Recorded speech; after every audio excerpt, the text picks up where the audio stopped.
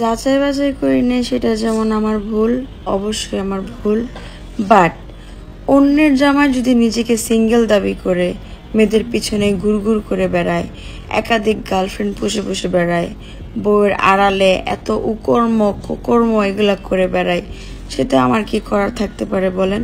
আমি যে কোনো ছেলেকে ডেট করতে পারি, এটা আমার চয়েস, কারণ আমি কারোর সাথে কমিটেড নই। আর যেটা আমার সাথে করেছে সেটা ফ্রড করেছে। এখন এটা নিয়ে বারবার এত চিল্লাচিল্লি করার কিছু নেই। আপনারা যদি মনে করে থাকেন যে বারবার কমেন্ট সেকশনে এসে অন্যের জামাই এগুলো বলে যদি আমাকে কিছু মনে করাইতে পারবেন, আমি আপনাদের একটা কথা বলে দিই, সে নিজেকে প্রিটেন্ড করেছিল সে সিঙ্গেল, ঠিক আছে?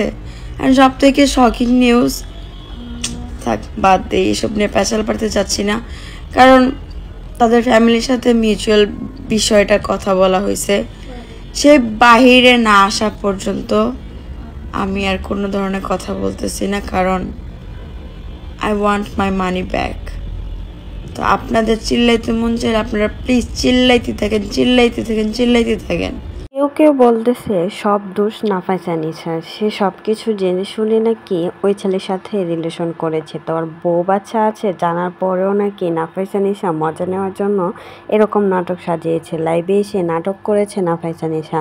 আবার কেউ বলতেছে নাফিসা নিশা কিছুই জানতো না, তাকে আবারও দ্বিতীয়বারের মতন ঠকানো হয়েছে। তবে একের পর এক মুখ খুলতেছে মিতুলের বউ, সে সব কিছুই ফাঁস করতেছে, ভিডিও সহ প্রমাণ সহ দেখাচ্ছে যাতে নাফিসা নিশা কি করেছিল আগে তার স্বামীর সাথে। তো এই বিষয়ে আরো জানতে ভিডিওটা না টেনে অবশ্যই নাফিসা নিশার মুখ থেকেই শুনে নিন। আপনাদের এইটা চোখে পড়ে নাই যে কত ক্রিমিনাল মাইন্ডের হয়ে কত কিছু করছে, ওগুলো আপনাদের কিছু গায়েই আসে না। নিজের বাচ্চারে বোনের বাচ্চা বলে চালাই দিছে, নিজেকে সিঙ্গেল দাবি করে দিছে, তার ফেসবুক ওয়ালে এখন পর্যন্ত সে সিঙ্গেল দিয়ে রাখছে।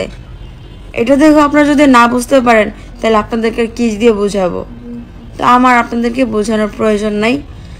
আমাকে এইভাবে জাজ করে কথা বললে যদি মনে করেন যে আমাকে খোঁচা দিতে পারতেছেন, আমি যথেষ্ট পরিমাণে স্ট্রং, বুঝাইতে পারছি?